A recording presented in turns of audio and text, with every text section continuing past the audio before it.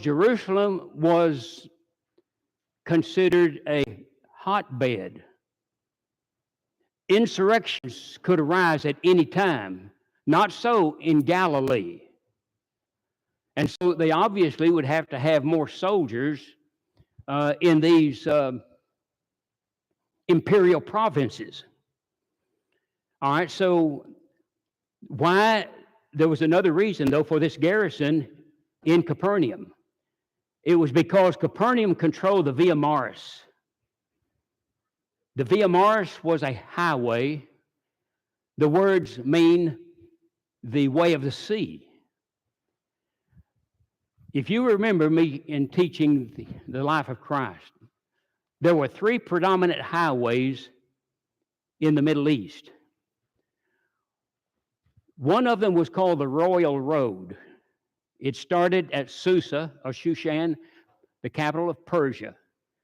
And it would go northwest, let me go from your perspective, northwest through Nineveh, then it would turn west and go all the way across Upper Asia to Byzantium.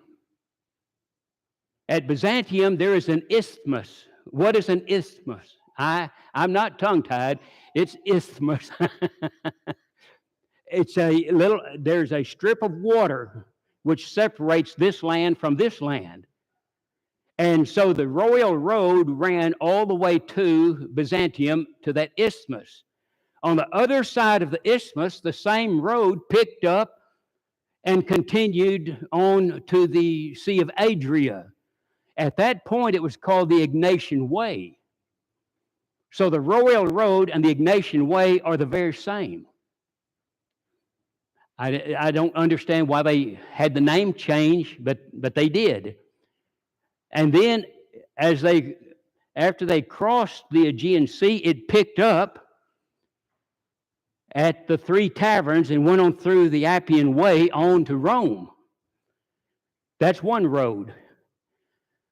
Now, as you see this road going northwest through Nineveh and heading east, it branches off above Galilee, goes through Galilee and through Capernaum, on by the Mount Carmel, and then it parallels the Mediterranean Sea and goes on into Egypt.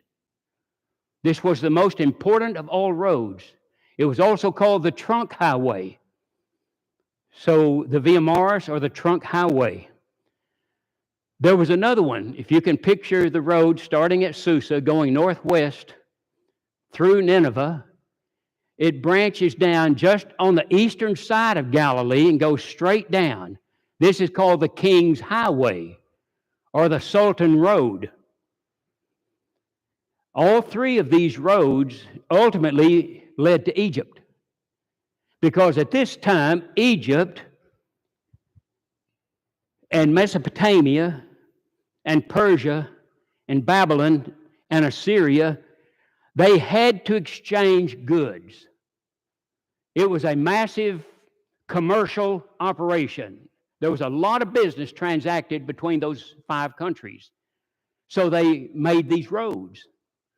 The King's Highway was embellished by Solomon. It was as smooth as this floor. They removed all impediments. They filled in all low places. They took down all high places, knolls or hills or whatever, so that the king would be able to travel in a luxurious way with his entourage of people as he traveled that road. Then there was another road at the south end of the Dead Sea, a few miles from it, joining the King's Highway to the Via Maris. I've never come across any research that's named that road. Have you? I have tried my best. I have looked it up on the computer. I've looked it up on all my research books. And I have some very involved research books. Nothing is ever said as to that road being given a name. But it connected all the dots. All the dots. Everything ultimately leading to Egypt. Capernaum was 50 acres in size with a population of 1,500 people. Now, what is it about Capernaum? You better answer this. I gave a devotional not long ago, and I brought to your remembrance the very question I'm asking. What was Capernaum really known for? Having the world's largest what?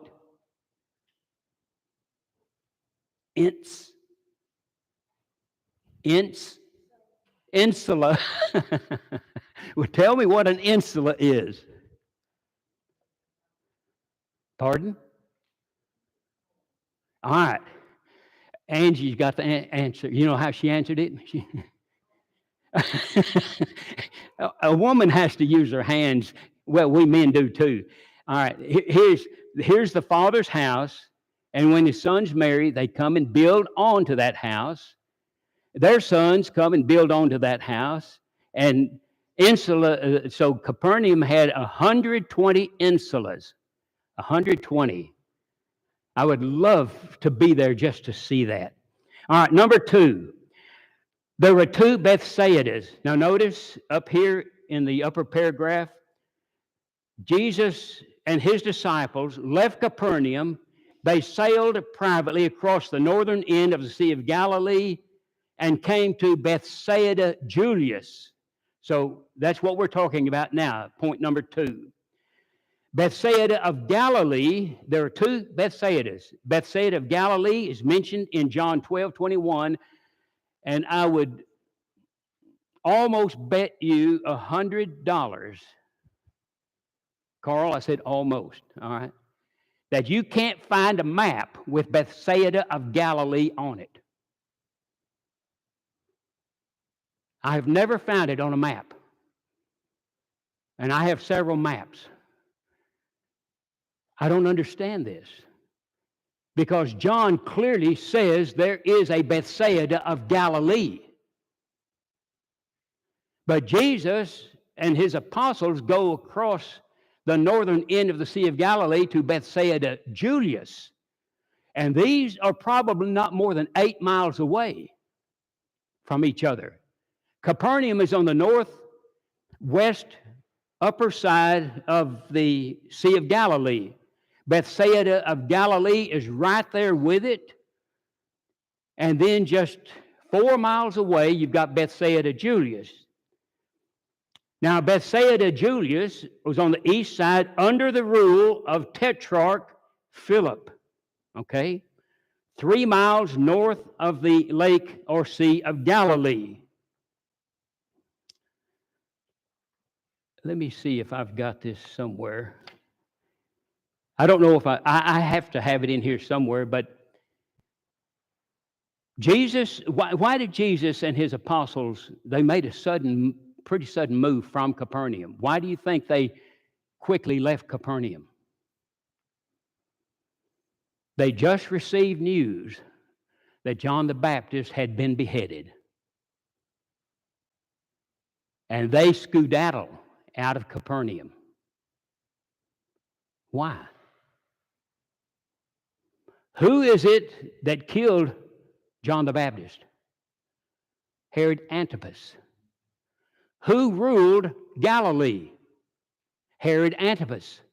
He ruled Galilee and he ruled Perea. John was executed in Perea at a city called Machaerus.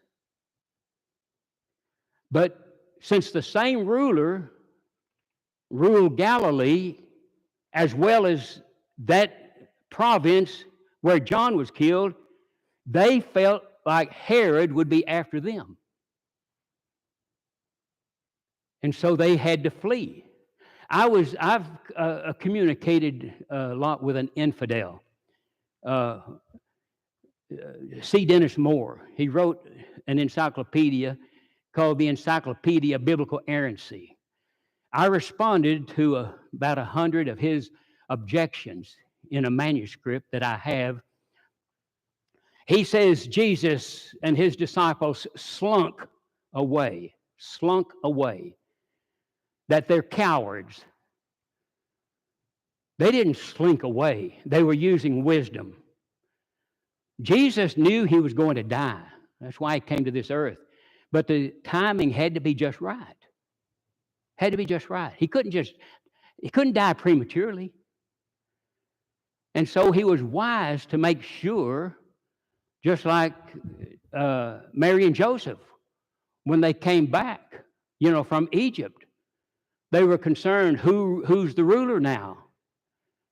And so for protection, they go on to Bethsaida, Julius. All right, and now, let me get into point A under 2. Bethsaida, Julius, this was originally a village that Tetrarch Philip converted into a town and named it Julius after Caesar's daughter. Julius Caesar's daughter. It was located just before the Jordan enters into the Sea of Galilee.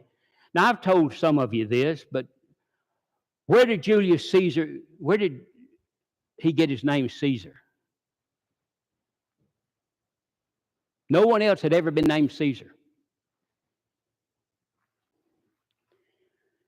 He was delivered Caesarean. And they adopted that word Caesar from the procedure called Caesarean. And that name passed on down through the following emperors. All right, the crowd, knowing where they were going, hurried around the north end of the Sea of Galilee ahead of them.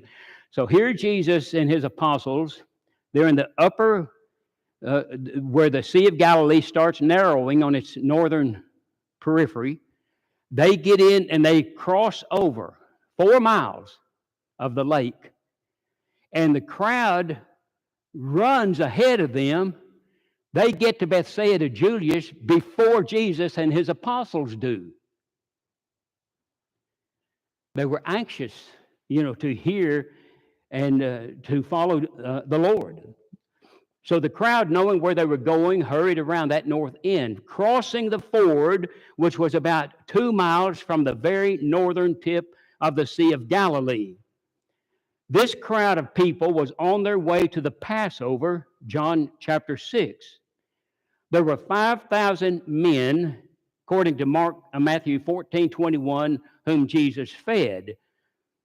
Scholars compute that for every married man, there are 6 to 8 in the whole family. 6 to 8. Well, let's just go on 5. 5 per family times 5,000 men. That's how big the crowd was that Jesus fed. We're dealing with 25 or 30,000 people at a minimum. And that's why Philip said, Lord, we hadn't got near the food to feed these people. We'll go and buy some. That won't be enough to feed these people. Page 2. Jesus goes into a mountain with his apostles, John 6:3, for the purpose of talking to them and letting them rest. Can you imagine how hard these disciples and Jesus worked? They didn't take days off. They didn't look forward to Saturday so they could kick up, their heels on a stool. These people worked all the time. They sat in hundreds and fifties on green grass, Mark 6:39 and 40, showing that it was springtime. Notice, why do I have green grass? Well, first of all, it's a quotation out of the verse. But why am I calling your attention to green grass? Mark is known as the vivid gospel writer. He is more vivid than any of the other 3 gospel synoptists or gospel narrators. If Matthew says they sat down on the ground, Mark says they sat down on green grass. If Matthew says they had a basket of fish, Mark is going to say they had 12 fish. He's going to provide more details than the other. So he's known as the vivid gospel writer. So this shows that it was springtime.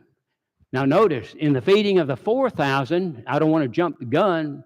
If I have to fill in for Jason another time and teach you the feeding of the 4,000, I don't want to tell you too much information, but they sat down on dry ground. That's specifically pointed out. That means that it's in the deep time of the summer. So this is the span between these two feedings. Number 7, the sun was declining when the apostles asked the Lord to dismiss the crowd. Notice, they'd been there all day. I'm sure these disciples were very, very tired. They were probably a little grouchy because they always considered people bothering the Lord. Remember when they tried to get rid of the children? Jesus chided them. Now, in the Greek language, he was angry. He was angry. He said, "Don't you suffer these kids to come unto me. Don't ever do that again." And I think this is exactly what happened here. Lord, they thinking to themselves, hey, we've been here all day. They're wearing the Lord out. Send them home.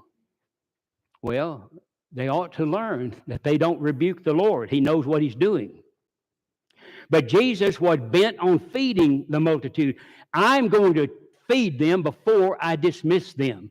They were not to buy, but rather to give what they already had. Now, I hadn't got time to go through all these scriptures, but the scriptures will paint a clearer picture. So Jesus says, I am not going to take the time to have anyone go and procure food for these people. I'm going to make sure they are fed right now, knowing that he was going to perform a miracle. Andrew told the Lord of a lad who had 5 barley loaves and 2 fishes. But what are these among so many? He says in John 6, verse 9. Now, Lee is teaching a class on Acts, and he's brought to our attention the Feast of Passover and the Feast of Pentecost.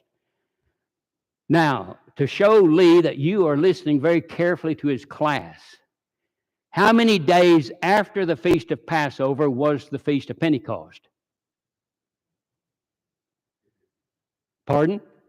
50. See, Lee? 50. Now, the feast, the Passover was actually one day a year, 14 Nisan. The next day was the Feast of Unleavened Bread, which lasted 7 days. But sometimes in the New Testament, the term Passover inculcates all 8 days. It was from the day of the Feast of Unleavened Bread that you count 50 days, not from the technical Passover, okay? 50 days.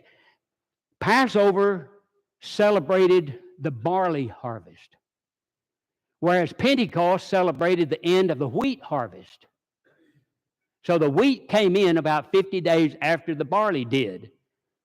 And both feasts are recognizing their gratitude for God providing them so much food. Barley was the poorest grain known in that day and age. It was for poor people.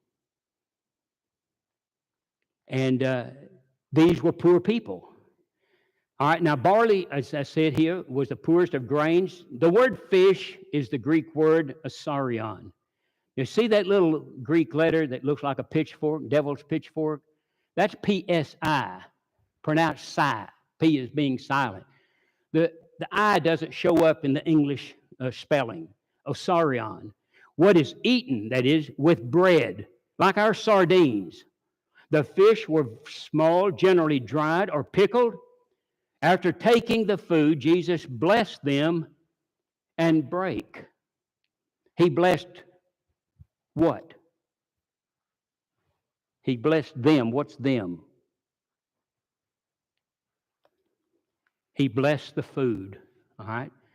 He blessed, just like we give thanks to God for our food, all right?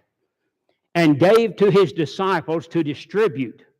Now, when we talk about 12 baskets full being taken up, the fragments were collected, but these fragments were not the crumbs that fell as a result of eating. These were the actual fragments that he broke off. They would be something like this in size, all right?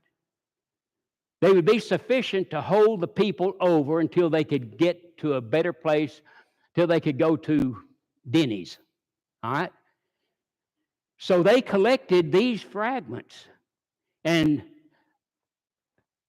I'll get to that in just a few moments. So when the people were full, now notice, they were full. Each disciple filled his basket to the brim. And I note the word full in Matthew 14:20, with the fragments left over. Now, 12 baskets were taken up, according to Matthew 14:20. The Greek word for basket here is the Greek word Coffinos. Now, what I'm going to tell you is, I had a gospel preacher totally disagree with me on this. But I've researched it. He didn't. He disagreed because it didn't sound right. If you're going to disagree with someone, make sure that you've studied the subject, all right, and you disagree with it on an academic basis. The word Coffinos describes a basket that a Jew carries. This is how we know this is a Jewish feeding, all right? Not only because they were headed to the Passover, but because of the basket they carried, Coffinos. It was a small basket that held only enough for one day's meal. One day's meal, that's it. Whereas in the feeding of the 4,000, you have spuris, S-P-U-R-I-S, which was a large duffel bag.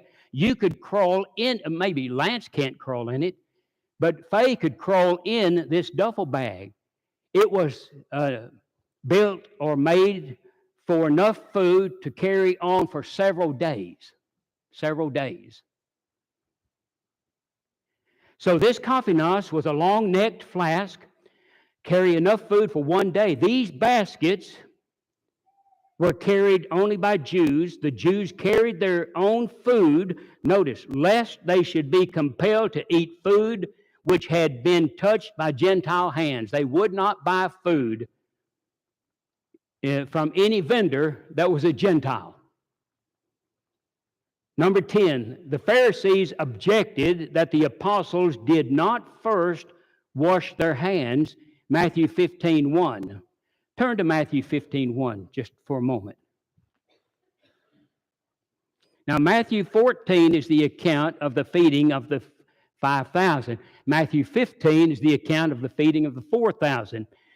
But at the conclusion of the feeding of the 5,000, notice what verse 1 of chapter 15 says. Then came Jesus to scribes and Pharisees which were at Jerusalem, saying, why do thy disciples transgress? Notice this. Transgress the tradition of the elders, for they wash not their hands when they eat bread. The tradition of the elders is a term that describes the oral law. There were two Old Testament laws to the Jew, not to God.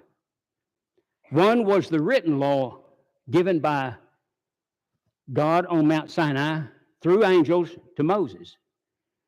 The other was the oral law, according to the Orthodox Jew.